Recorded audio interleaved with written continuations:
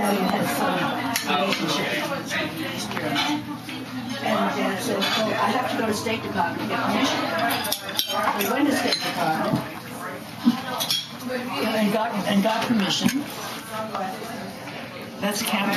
Oh, and got permission to do this. And so he went to Leipzig, he went to the fair, and he came back and he said, the West Germans are showing, and the Chinese aren't showing anything because they have nothing to show, but they have mock-ups of some things that they are going to do. So they were showing there.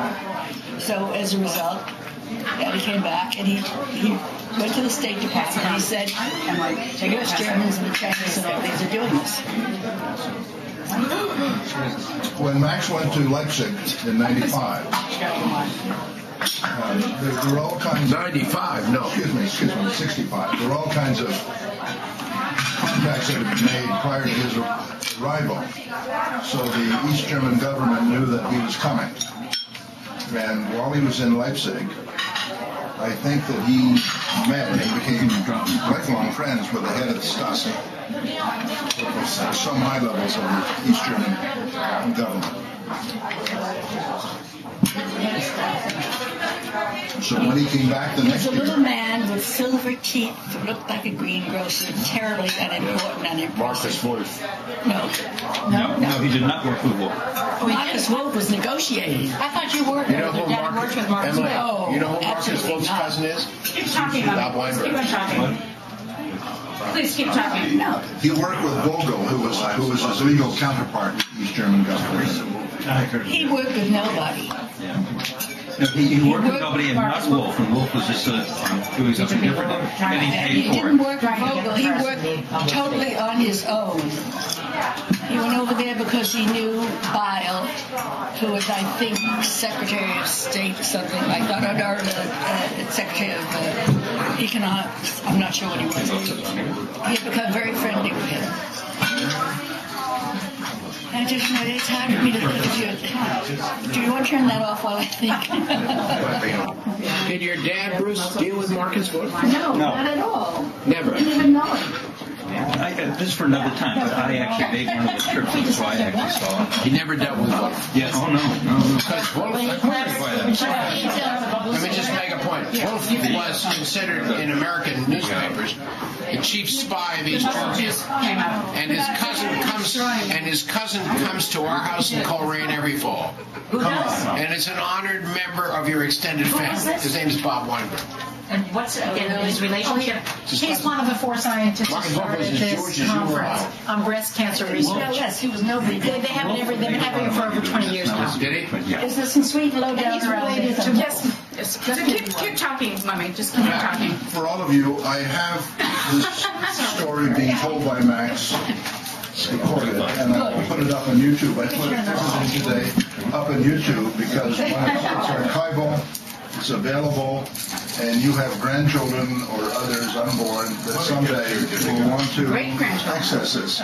There's a limit on YouTube of 10 minutes, so I break it down into segments if it goes over the time, which most of my recordings are nothing about. I'll tell you the one area that I pretty much working on now is civil rights. Yes. That's the one that we never talked about anything. And you learn most at this funeral. Major who's doing all this research on Daddy, that's what I do want to have all of us hear about. Yes. When you're finished. No, but let's not take our time because I really do intend that. She can contribute to it. That's all I'm saying. But they're going to move to New York. Okay.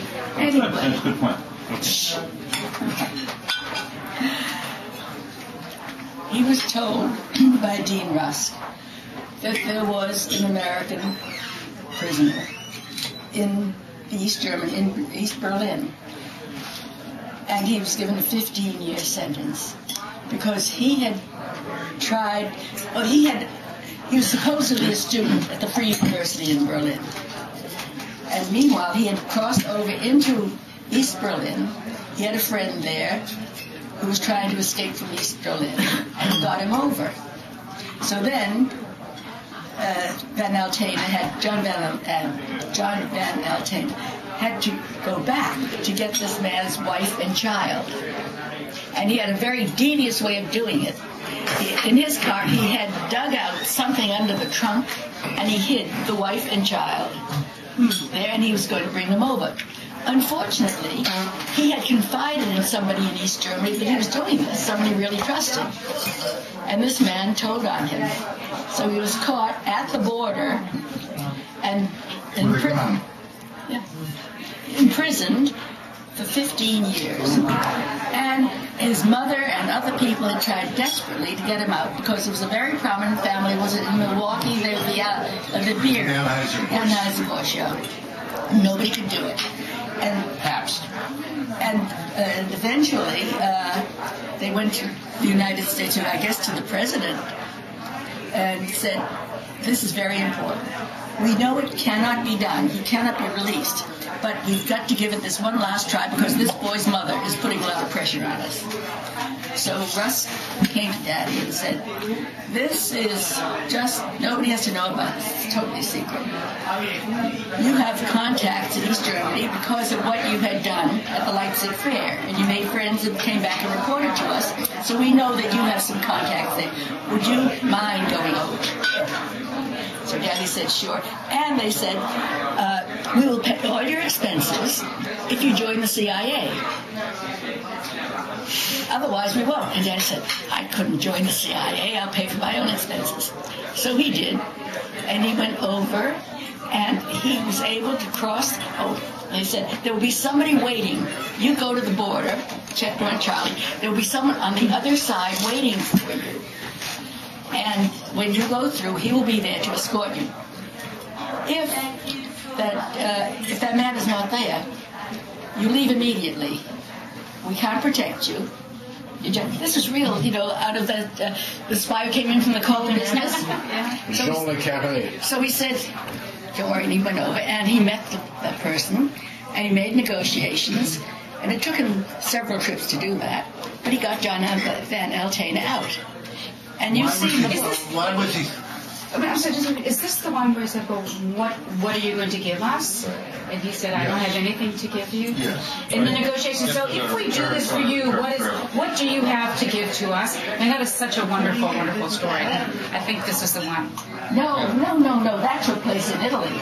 That was while Daddy was ambassador. That was another story. No. I think there was one in. He come back to Washington and asked what he could offer, and the president told him nothing. So that was his challenge to go back and negotiate with nothing to offer. But then they said, well, there are other people in the jail, so he actually made 23 trips. Why was he so adamant that he wouldn't work with the CIA?